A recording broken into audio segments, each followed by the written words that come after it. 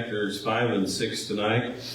Start out with kind of an idea or theme that's presented in these couple chapters. Question number 1 on your handout. That question is, what motivates people to make major changes in their lives?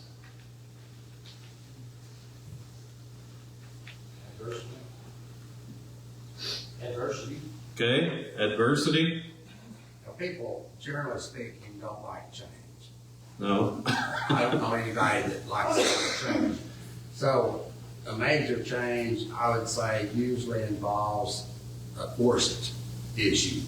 Something happens that forces you to make a change. Yeah. Health, get fired, or your job disappears, your wife runs away. Yeah. So stuff like that. Yeah. Yeah. Generally, it's going to take something beyond the ordinary day events to make major changes, isn't it? Yeah. So Ernie said adversity. That would be a good one. Health. Daryl mentioned health. Basically, I was kind of thinking. There's two categories that we could kind of divide things into that make people or that cause people to make major changes in their life. One of those would be consequences, wouldn't it?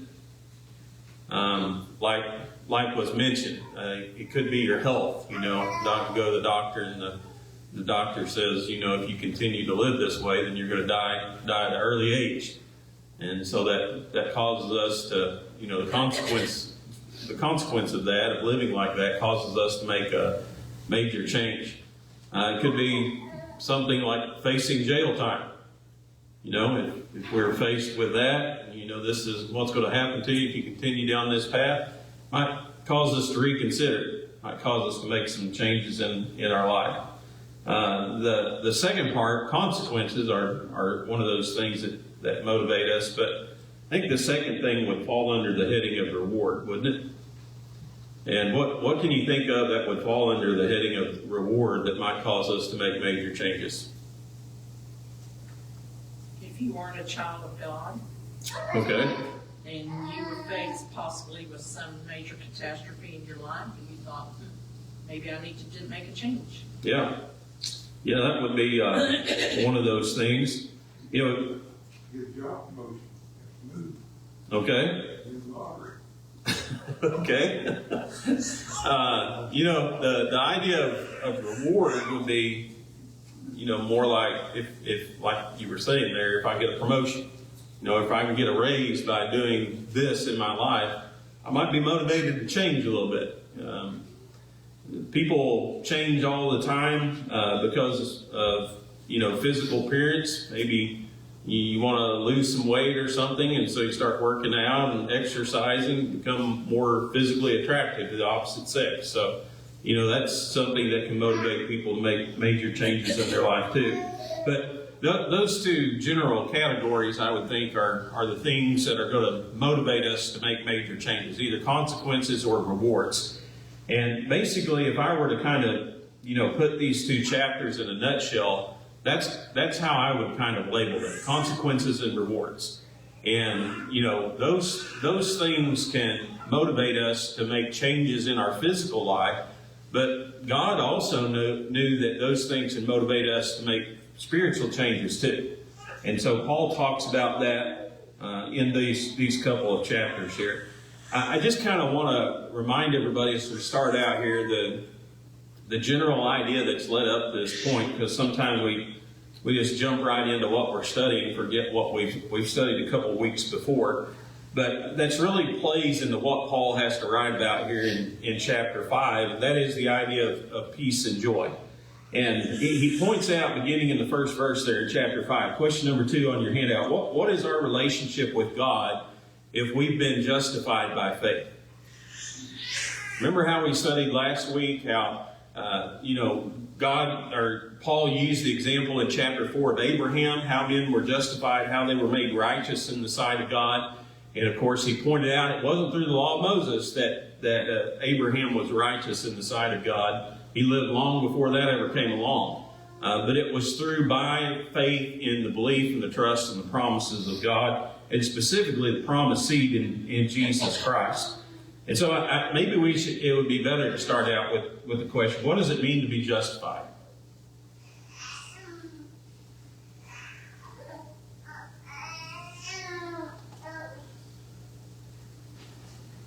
Made right, equal the way they're supposed to Okay, to be made right or equal or be the way that you're supposed to be. You know, in the original language, it's literally a legal term. And it carries with it the idea you're standing before a judge. You know, you've been what's the word I'm looking for there, Danny? I can't think. acquitted. Okay, yeah, but accused. That's what I was trying to find out. Yeah, we're not acquitted yet. Yeah, we've been accused and charged, and so we're brought into the court system and we're standing before the judge. But if you're justified, that means the judge doesn't find any guilt on your account. You've been acquitted, like Danny would say there. And so that's basically the idea here. And remember what Paul has laid down in this letter thus far. All men are unrighteous in the sight of God. All men are condemned. All men are sinners. It doesn't matter if you're a Jew or a Gentile. All men are treasured or have done things that have treasured up the wrath and the judgment of God that's one day going to be opened up and poured out upon humanity and the guilty. And so now, if we've been justified by faith, that means that we're standing before God, and all those charges, the charges of unrighteousness, the charges of condemnation, of guilt, of being a sinner, all those things God says they're not guilty of. So what does that mean? What is our relationship with God if that's the case? How does Paul describe it there in verse 1? Peace. Yeah, we're at peace with God, aren't we? We're at peace with the law of God.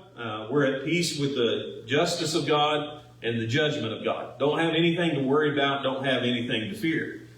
And so again, think about this motivation that we talked about in the beginning. Consequences and rewards. You know, the reward of being justified by faith is I have peace with God. I'm at peace with the law of God, and I'm at peace with the justice of God. Paul talks a little bit about the idea of suffering. Now, of course, he doesn't want people to get the wrong idea. If we're at peace, that means they're never going to have any trials or temptations or tribulations in life. And so he talks a little bit about the idea of suffering as a Christian. And question number 3 on your handout is this: what good things can result from suffering, according to Paul there in verses 3 through 5? One thing, patience. Okay, patience. Well, why is it important to have patience? Well, it reinforces the fact that you have faith in whatever it is that you're waiting on or looking forward to or whatever. And so I think that's. Yeah, it's important to have patience because do we get our reward in this life? No, we've got to wait, don't we? We've got to endure. We've got to suffer through this life before we get rewarded. And so patience is a very important attribute of being a Christian and ultimately receiving heaven as our reward. If we don't have patience, we're not going to make it, are we? So what are some things that help us develop patience? Yeah, trials, tribulations, sufferings, the things that we have to go through here in this life. And one of the things that the Bible and that God points out to each one of us as Christians to help us through sufferings and through tribulation is, these things can work in a positive manner for those who are Christians, can't they? And what he means by that is tribulation, suffering helps develop patience within us. And patience is a characteristic or part of the character of those who are going to inherit the kingdom of God. And so if we're patient people, that gives us hope, doesn't it? Gives us the hope of heaven.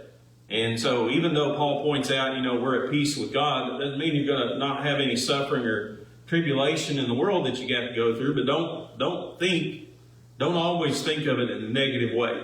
Because there are positive things that can come out for it, and God can use it as a tool to help us instead of some things hurting us as Satan intends it to be. What was our relationship? He talks about, of course, now we have peace with God if we're justified by faith. But what was our relationship to God when Christ came to die for us? Question 4 on your handout.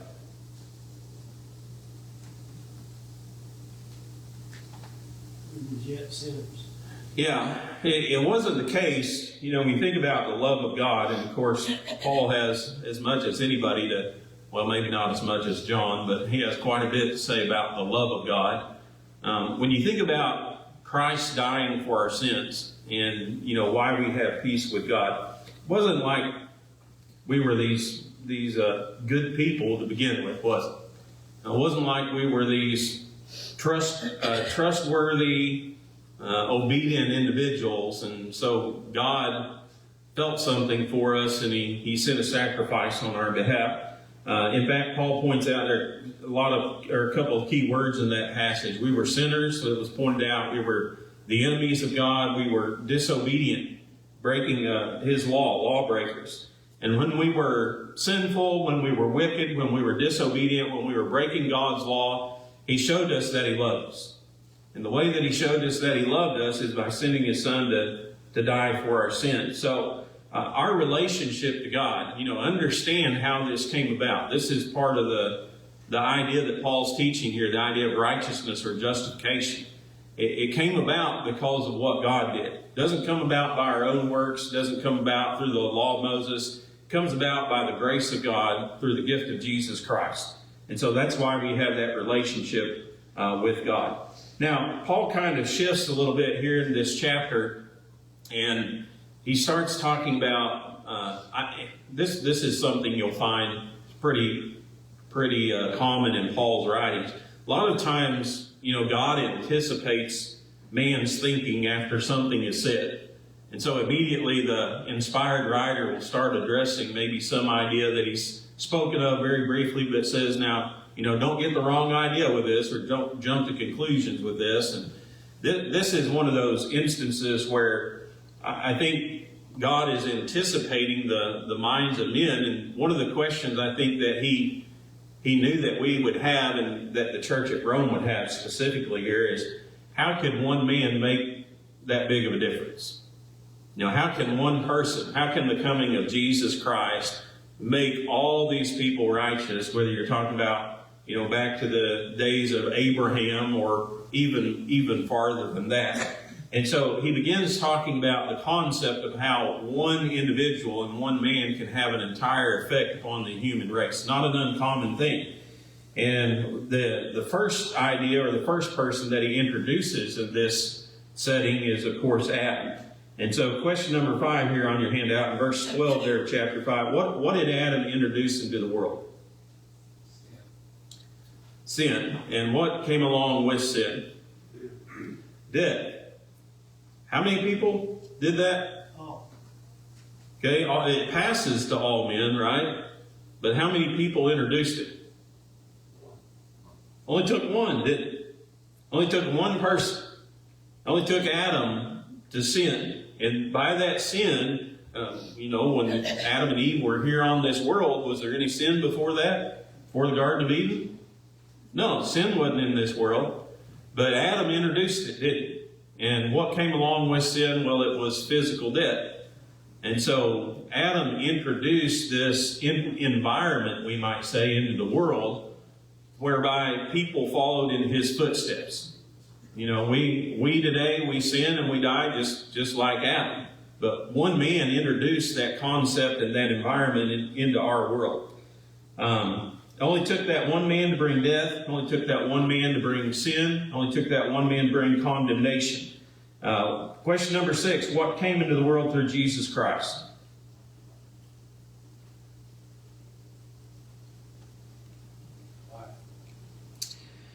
Yeah, it was Jesus' life was the counteraction to Adam's life, wasn't it? It was basically the reversal of everything that Adam did and everything that Adam brought into our world. And so God needed one man to do the opposite of what Adam did, and that was Christ. And of course, by Christ doing that, he brought what Adam didn't bring, and he reversed what Adam did. brought justification, brought righteousness, and brought life back into the world. So question number 7, we've kind of talked a little bit about it, but in what ways are the acts of Jesus and Adam similar? How does Paul kind of put it in a general statement? Well, one started it and one caused it and one resolved it. Yeah. He said, by one man, many were made sinners, weren't they? And by one man, many were made righteous. And so think about that idea, and it's probably as good a place of any to kind of bring up the idea. But of course, one of the things that's often taught from this particular passage is the idea of we inherit Adam's sin. You know, Adam sinned in the beginning, and he brought a sinful nature into the world, and he passed that on to humanity from human being to human being. Can you think of anything in this argument that Paul's presenting that would disprove that?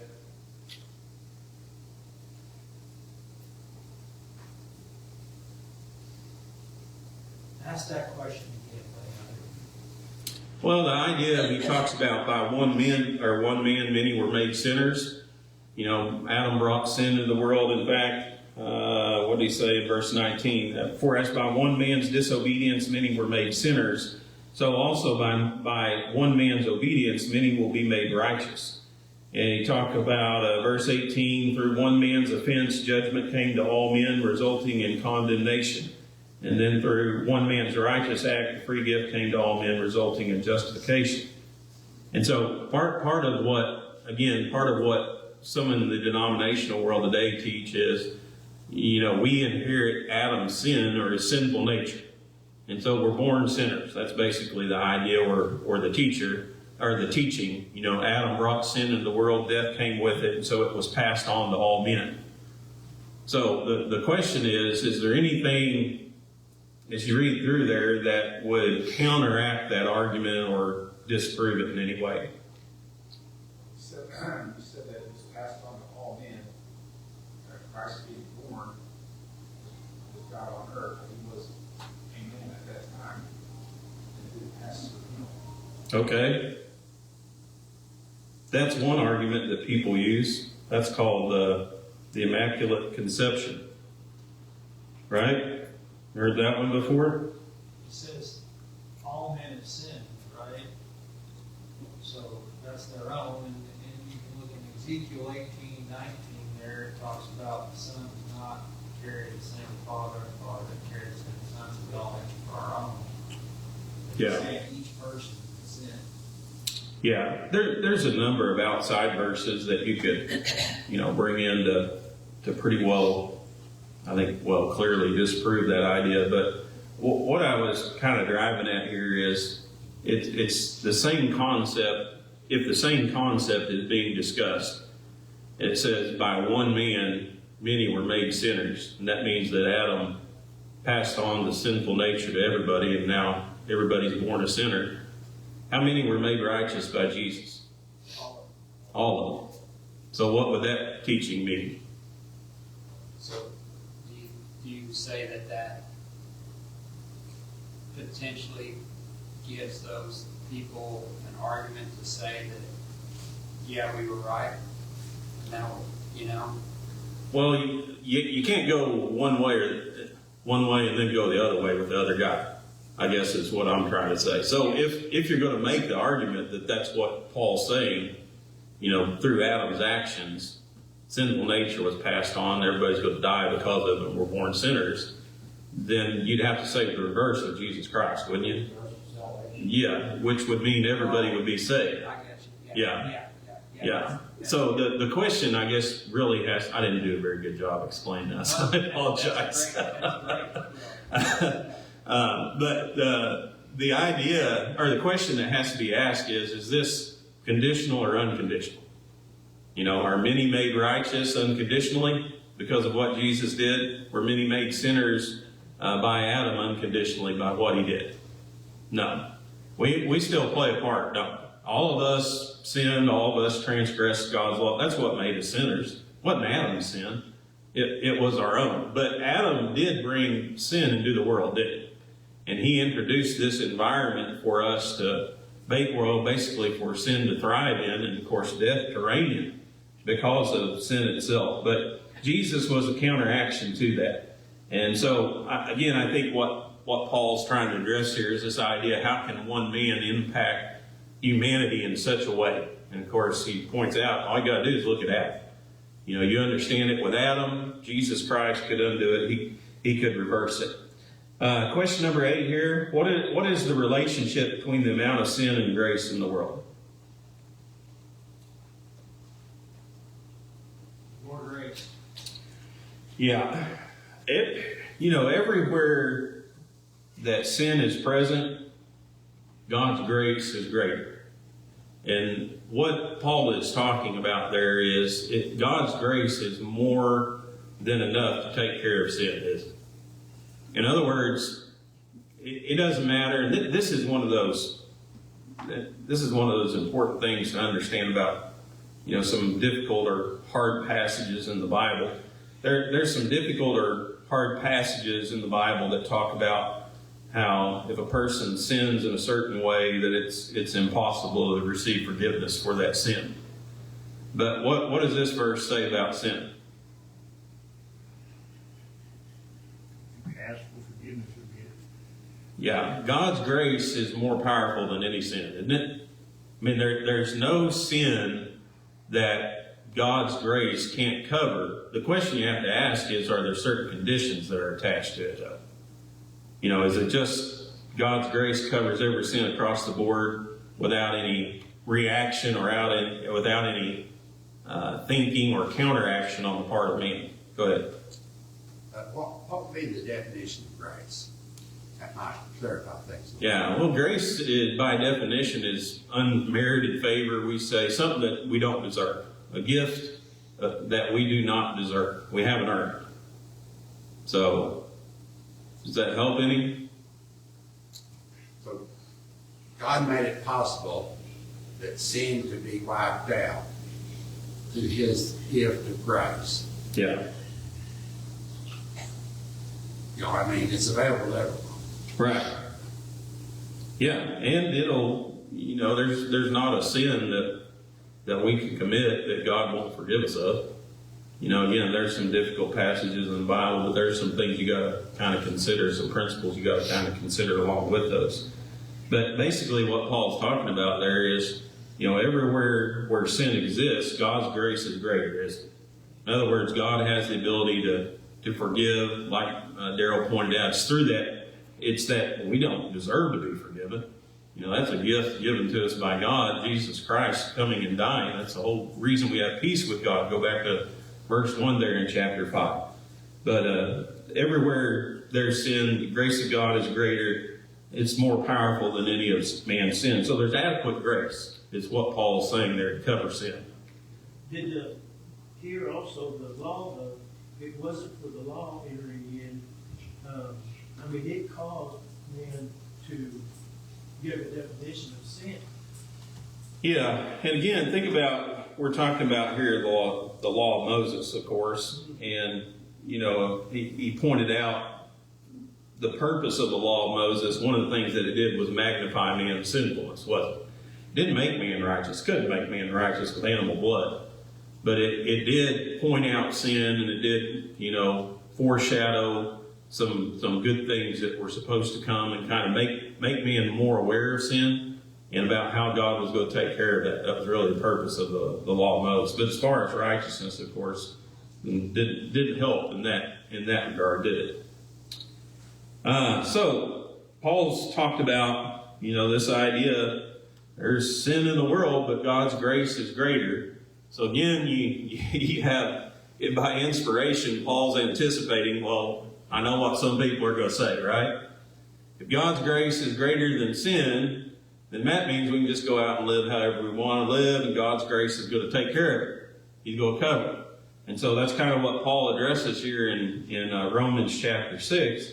Even though the grace of God is greater than sin, it doesn't give us a license to go out here and just freely sin and not have any consequences to go along with it. So question number 9 here on your handout. Why should a forgiven, justified person make a strong effort not to sin?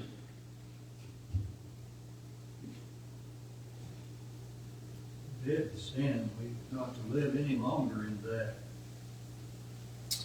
Yeah, God's purpose for us. God has a plan and He has a purpose for us, and He's trying to develop character in our lives, some spiritual qualities and characteristics that are going to be important for us in eternity. I know that much. I don't know what all that includes, but I know at least that much. And God does that. He helps us in various ways to develop these qualities and these characteristics. But the purpose and His plan for us is not to just keep on living in sin, right? Not to just live like we lived before we obeyed the gospel. God wants us to change. He wants us to die to sin. And it doesn't mean we're going to be perfect. I think we all understand that. But it does mean we make a conscious effort to put sin away in our lives and deal with it. And so, a person who thinks they can go out and just live a life of sin and the grace of God is going to cover it, they don't understand the grace of God, do they? They don't have any appreciation for the grace of God. And that's what Paul's basically pointing out here. Question number 10, so how does the act of baptism, he talks about baptism here, how does that symbolize our relationship with sin? He draws a parallel between what has happened to us at baptism and how that relates to living in sin. So what are the comparisons he uses?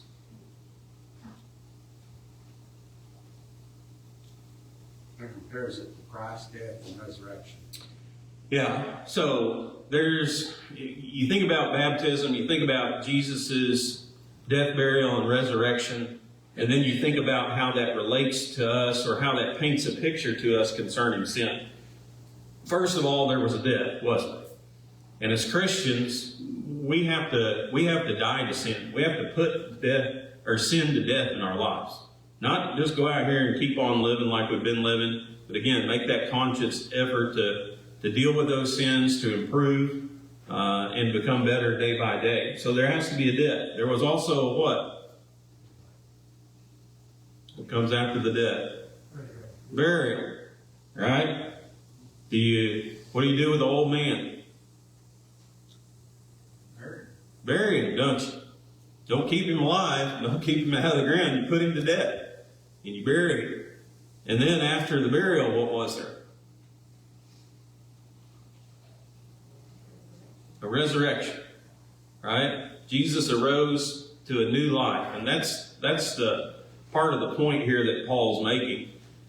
Jesus wasn't resurrected to go back and live here on this earth and, be a man again. He had a new life. He had a new motive. He had a new mission.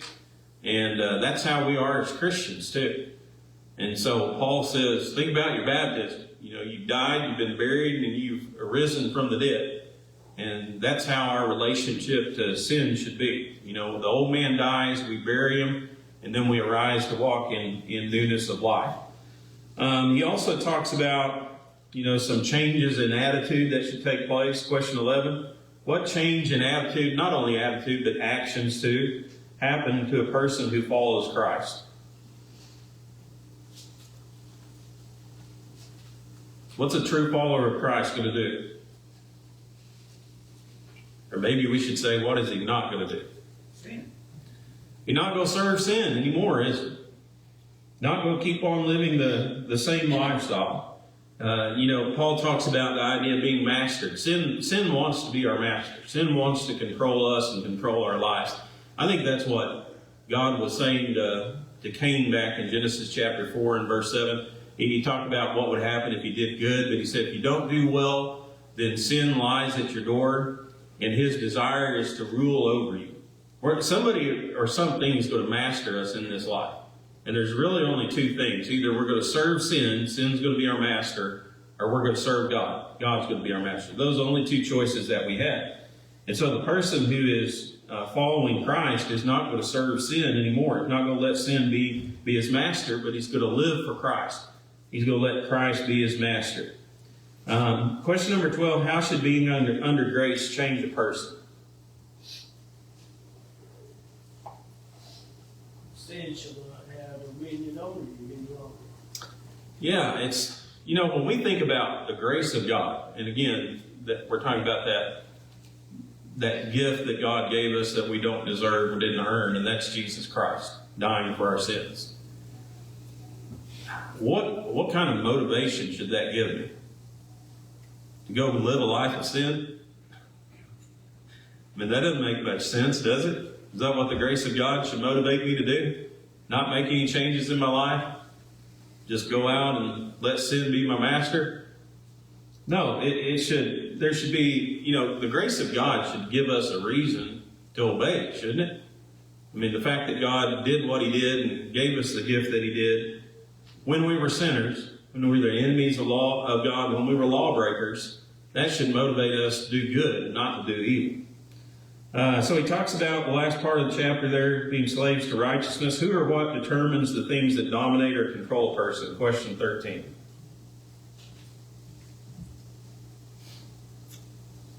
When you serve. Yeah, we determine who we're going to yield to, don't we? We determine if we're going to yield to sin. Are we going to give in to sin? Are we going to commit sin? Are we going to follow God? Who determines that? Is it my neighbor? Is it my family who makes those choices for me? A lot of people allow that to happen. Well, they can influence us, can't they? They can certainly help us or hurt us down one path or the other. But ultimately, we make that decision. We decide who am I going to yield to. So Paul is asking the question to these Christians, who are you going to yield to? You're going to yield to sin? You're going to give in to sin? Let Him be your master? You're going to yield to God and let God tell you what to do. Follow Him. Question 14, with what attitude do believers today obey their new master?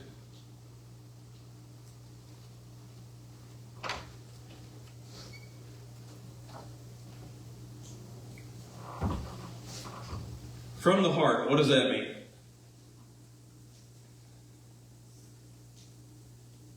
Sincerely. Yeah, it's being genuine, isn't it? Genuinely being thankful and grateful to God for what He's done. And one man put it this way. He said, we should try to be as good of a saint as bad of a sinner as we were. So think about that. But that's kind of, think about the Christian life. Should we be trying? And should we genuinely be thankful and grateful for what God has done for us? Yeah, and that should be reflected in the way that we behave. Should be reflected toward what we think of sin. So what are the wages of sin? Death. What's the gift of God? Yeah, God also pays wages. God's wages is life. Sin's wages is death. We talked about consequences and reward. Those are the things that are going to motivate us to make major changes in our lives. So Paul says if you're going to serve sin, there's going to be some consequences.